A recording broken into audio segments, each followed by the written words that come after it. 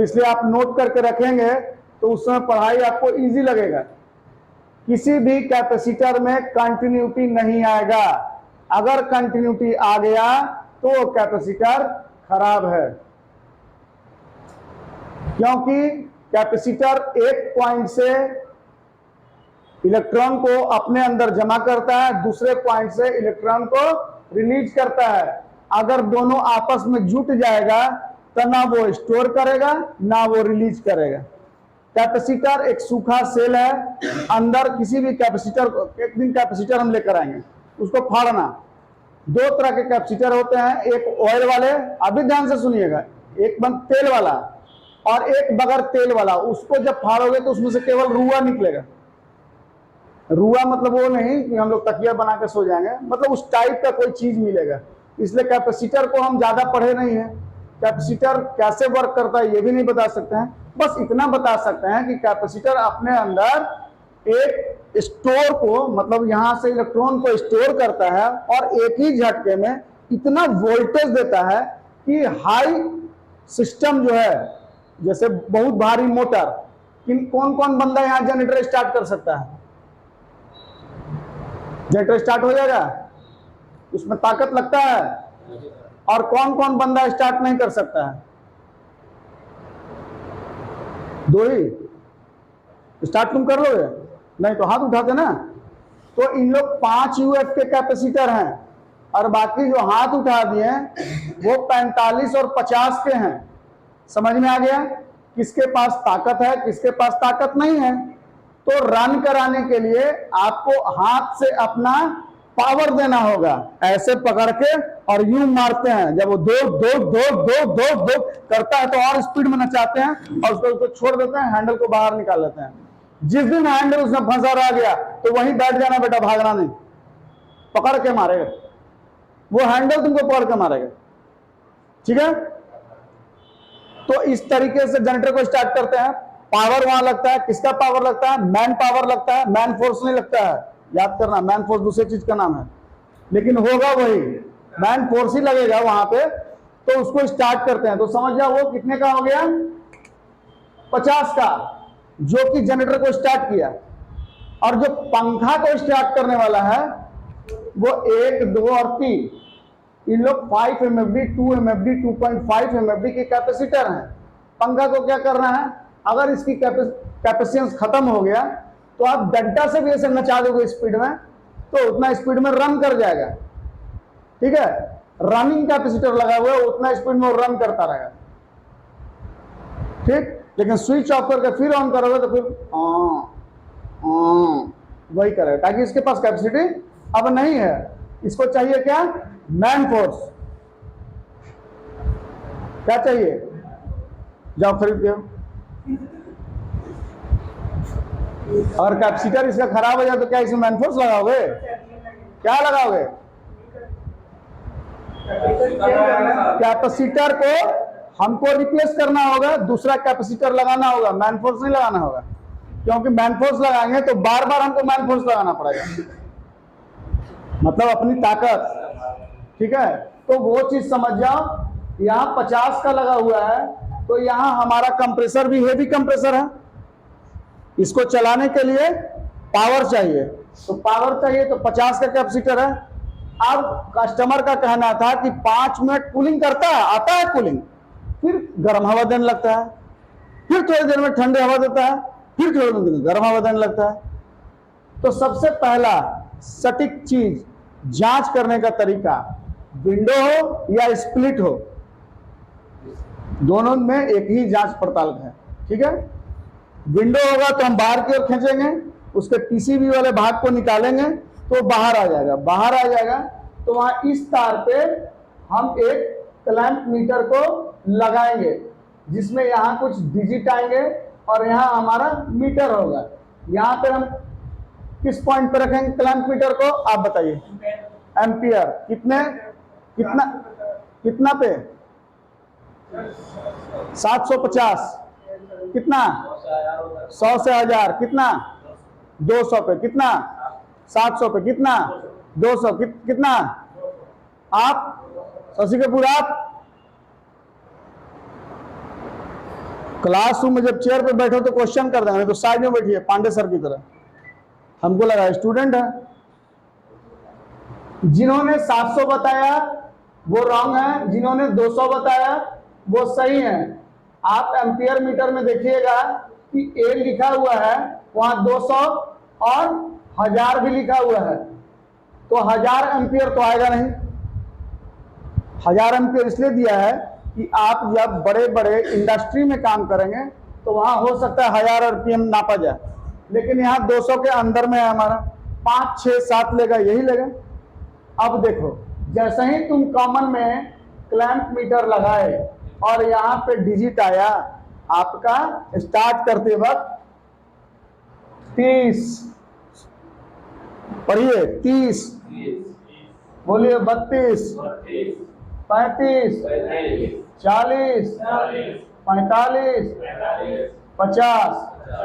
अब इससे ऊपर जाएगा तो आपका कैपेसिटर सही है, और इतना दूर में आ गया तो आपको केवल कैपेसिटर ही चेंज करना है। इधर हमको जांच ही नहीं करना है कुछ, बस कैपेसिटर बदले और मशीन ओके। कैपेसिटर जैसे ही चेंज करेंगे उसके बाद जब क्लैंप मीटर में लेंगे तो आपको यहां दिखाएगा स्टार्टिंग के वक्त 30, जिसमें स्टार्ट किया कंप्रेसर, और ये तुरंत घट के 5 विद इन सेकेंड। स्टार्टिंग में दिखाएगा 30, 35 और घट के तो जैसे ही रन कर जाएगा तो 5, 4, 6, 7 एम्पियर आएगा। तो आप तुरंत पकड़ लिए। हम इतना काम नहीं करेंगे, इस पॉइंट पे, इस पॉइंट पे, इस पॉइंट पे नहीं जाएंगे। हमको पहले देखना है कि कस्टमर बोल क्या रहा है। हम चलाएं, ठंडा हवा आने लगा, उसको देखें, अरे ठंडा हवा गायब हो गया, इसका मतलब कंप्रेसर बंद हो गया। तो कंप्रेसर 2 कारण से बंद होते हैं, एक कैपेसिटर और दूसरा कंडेंसर। ये अगर चौक रहा तो भी कंप्रेसर बंद हो जाएगा। अगर यहाँ का फैन मोटर नहीं चल रहा है तो भी बंद हो जाएगा।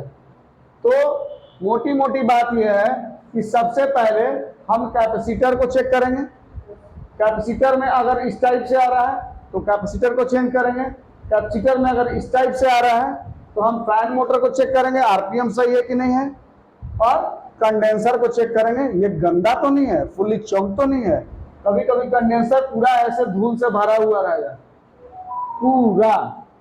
अब इसके ऊपर हवा डालो, पानी डालो, वो बाहर जा ही नहीं रहा है, पूरा मड माने कीचड़ नुमा उस पर सटा हुआ रहेगा। हवा का गंदगी, जितना हवा में धूल है वो पूरा अंदर से पैक्ड। अब उसको क्या करना है? साफ करना है। तो केवल साफ कर दोगे, केवल सर्विसिंग कर दोगे तो कस्टमर आपको पैसा देगा? कस के बोलो ना यार, देगा? कुछ देगा? ठीक, तो सर्विस चार्ज देगा। अब वहां पे तुम जान रहे हो कि कैपेसिटर इसका सही है, हम मशीन को धो भी देंगे और कैपेसिटर को भी चेंज कर देंगे। तो कैपेसिटर 1250 से लेके 650 रुपए तक लगता है, जैसा कस्टमर वैसा दाम। ठीक है, सर्विसिंग प्लस 500, जैसा कस्टमर वैसा दाम। ठीक, सबसे पहला चीज है कि आप चोरी को पकड़ो, चोरी है कहां। चोरी पकड़ लिए आप कमा लोगे, चोरी नहीं पकड़े आपका कमाया हुआ पैसा भी कस्टमर के पास लौटने को तात्पर्य करना पड़ेगा। इसलिए चोरी को सबसे पहले पकड़ो, कहां पे डाउट है, कहां पे चोरी हो रहा है कि जिसके कारण मशीन ऑर्डर में नहीं है। ऑर्डर में नहीं है, अब एक कैपेसिटर तुमने चेंज किया, इसको साफ किया और गैस को टॉप अप किया। सर इसमें 3 बीमारी है, हम दूर कर देते हैं, इतना इतना पैसा लगेगा। कितना कितना पैसा लगेगा? सर जी 1250 रुपये कैपेसिटर का, सर्विस चार्ज मेरा हो गया, सर्विसिंग इंक्लूड 500, और गैस टॉपअप इसमें लग रहा है कि 200 ग्राम गैस नहीं है इसलिए टॉपअप करना पड़ेगा, तो 800 रुपया गैस का। काउंट करो, कितना हो गया? कंडेंसर जो है ये वाला साफ कर दिए, इसमें तुम्हारा कोई पैसा लगा? पानी उसी का, डिटर्जेंट उसी का, ठीक। अगर आपके पास मशीन है तो बिजली भी उसी का, हुआ ना? सब कस्टमर का। आपके पास मशीन है तो बस मशीन से साफ करना है। कैपेसिटर आपको 200 से 250 में बाजार में उपलब्ध है, कोई कोई 300 का होगा, इससे ज्यादा नहीं आएगा। तो आपका खर्च आया मामूली सा 300। गैस तो आप पहले ही देख लिए थे कि गैस इसमें पूरा है, लेकिन फिर भी हमको टॉपअप करना है, बताना पड़ेगा हमको कि इसमें टॉपअप होगा सर। उसके बाद देखिए कूलिंग कितना मस्त आएगा। जब उधर साफ हो गया तो हम इधर वाला भी साफ कर लेंगे, ताकि हमारा इंडोर में कोई कचरा न रह जाए। साफ कर दिए, उधर भी साफ कर दिए, कैपेसिटर को चेंज किए, पाइप को लगाएं और गैस का टंकी लगा दिए। बैठे हुए 10 मिनट, 10 मिनट बैठने के बाद उधर बंद किए गैस लाइन को, उसका डेड नट को बंद किए। बंद करने के बाद अपना झोला झकड़ स्टाफ के साथ रूम में आए और आके बैठे, बोले बताइए सर कैसा कूलिंग लग रहा है? तो बोले हाँ परफेक्ट हो गया। तो ये हमारा बिल है सर, इसको पे कर दिया जाए, दूसरे जगह कॉल पे जाना है। तो आप क्या किए, एयर कंडीशन में 250 रुपया लगा के कितना कमा लिए? 250 रुपया तो आपका लगा हुआ है, तो 25-50 कैसे कमा लिए? आ गया ना 2250।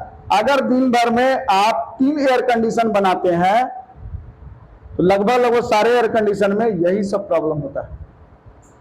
बहुत कम प्रॉब्लम आएगा गैस लीक का, बहुत कम प्रॉब्लम आएगा फैन मोटर जल जाने का, बहुत कम प्रॉब्लम आएगा कि कुछ और इशू है, आउटडोर नहीं चल रहा है। आउटडोर नहीं चल रहा है तो देखेंगे फैन यहाँ बनाया है ना, फैन चल रहा है कि नहीं चल रहा है? फैन नहीं चल रहा है तो फैन बदल दो। फैन चेंज होता है 5500 में, डीसी का 6500 रुपये लेना, मिलता कितने में? जनरल फैन तुमको 1200 से 1800 में मिल जाएगा एसी। डीसी आपको 2000 से 2200। कौन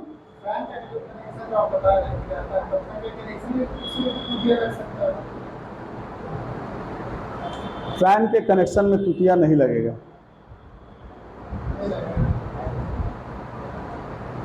तुतिया वहीं लगता है जहां पे लगभग डीसी सप्लाई होता है।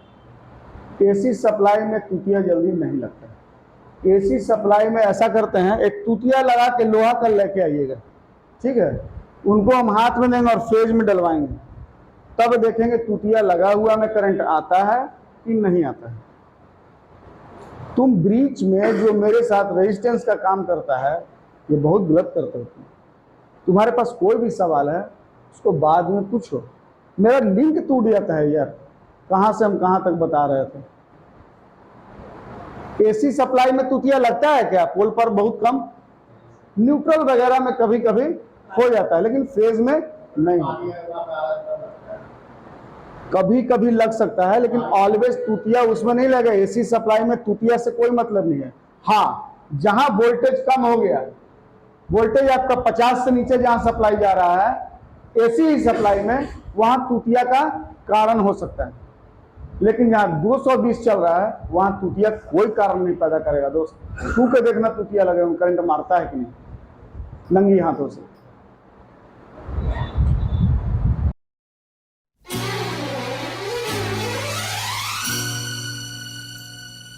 क्या आप मैट्रिक पास बेरोजगार हैं?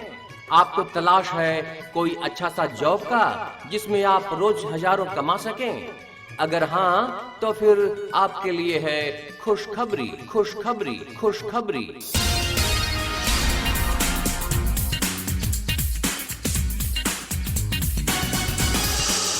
आइए Gilani institute of skills, Rai colony, AIIMS road, Phulwari Sharif, Patna में, क्योंकि गिलानी इंस्टीट्यूट ऑफ स्किल्स पेश करते हैं आपके लिए 3 महीने का refrigeration and air conditioning course, जिसमें आपको सिखाया जाएगा फ्रिज, एसी, वॉशिंग मशीन और microwave repairing and installation, soft spoken और कस्टमर रिलेशन।